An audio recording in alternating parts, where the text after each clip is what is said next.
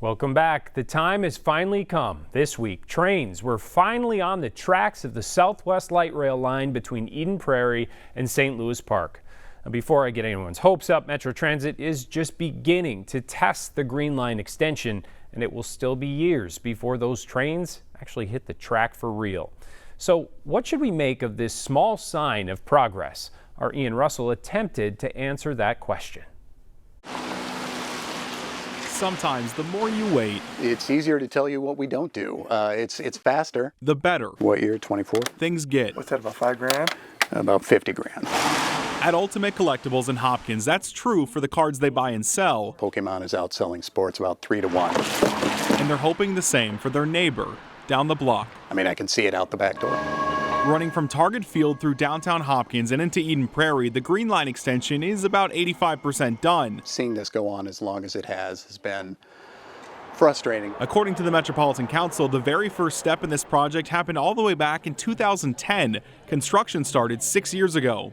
And while it's still not done, the project is nearing its end. My wife is taking the bus here regular to downtown, so we wanted it to be open. Lars Sonicson lives at the end of the extension, feet from the Southwest Station in Eden Prairie. I just messaged her.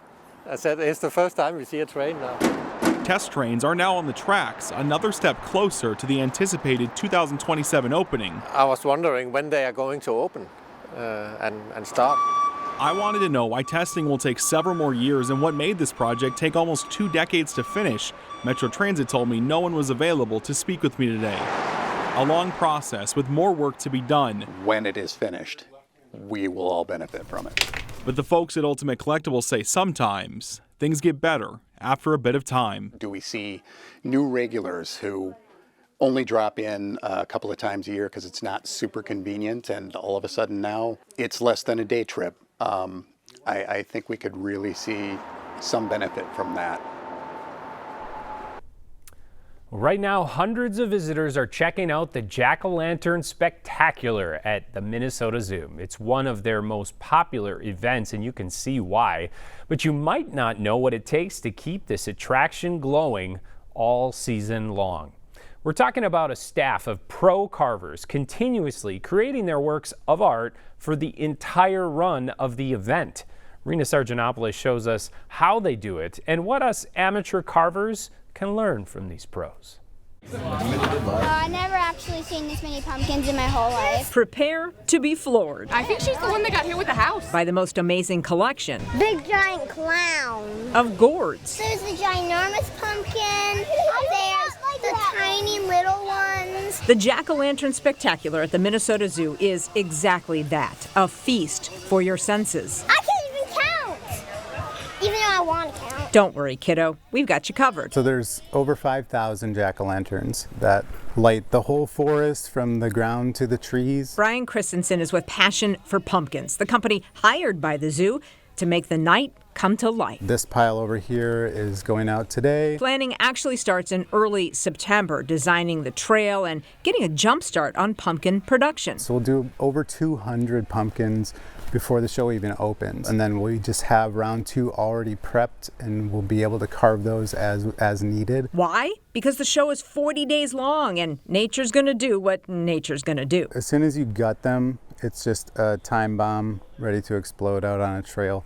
It's in the middle of the woods. There's bugs, there's fruit flies. Temperatures are erratic. At any one time, there are more than 100 of these intricate carvings on the trail, with 10 to 20 being replaced each day. Up to 600 being carved over the course of the show.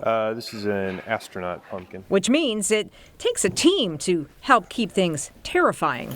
It's almost done. I think another 30 minutes should be ready. Nick has been working on this pumpkin for about 6 hours.